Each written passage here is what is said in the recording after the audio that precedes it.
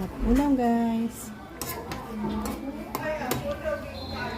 Recipe na ating gusto na namang ibahagi sa inyo ang ating paraan kung paano tayo magluto ng ginataang sitaw at kalabasa. Good day guys, isahin nating ipakita sa inyo ang ating sangkap kung paano natin lutuin ang ating ginataang kalabasa with red and green sitaw. Yan ang mga sangkap niya. Kalabasa, sitaw, ang ating malunggay, of course, ang ating crabs, onion, garlic, ginger pala, at ang ating fresh coconut. Igain natin yan and then mag-start na tayo sa isa-isang ibahagi sa inyo ang ating paraan kung paano natin lutuin ang ating recipe na ito. Pangalawang piga ng ating gata. I-post mo na. Yan, wag. Okay. Yan, pakuluin natin yan and then lagyan natin ng mga sangkap. Ginger at onion. And next, ang ating crabs. Yan ang nagpapalinamnam ng ating ginataang kalabasa at sitaw. Kumulo na, i-add natin ang kalabasa at sitaw sabay. And hayaan nating lumambot yan. Ayan, time to check. Wow.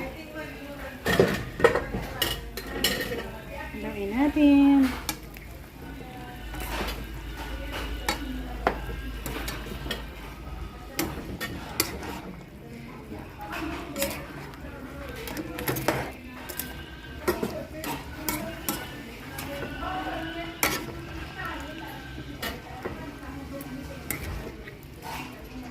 Lagyan natin ng asin at pampalasa ng asin.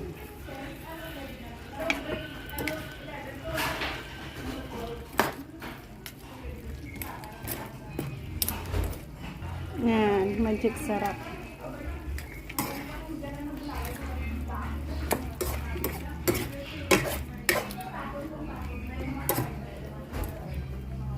I-last touch natin or i-add on natin ang ating first piga ng ating gata na ito. Creamier, tastier.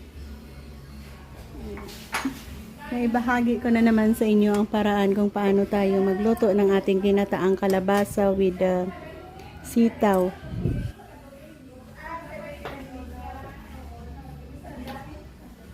And malunggay.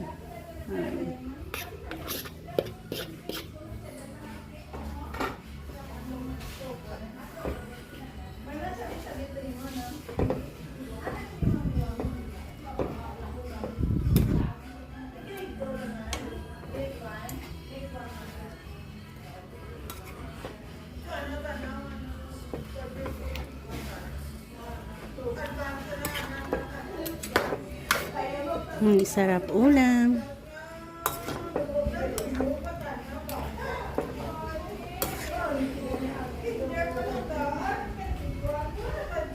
Ayan guys.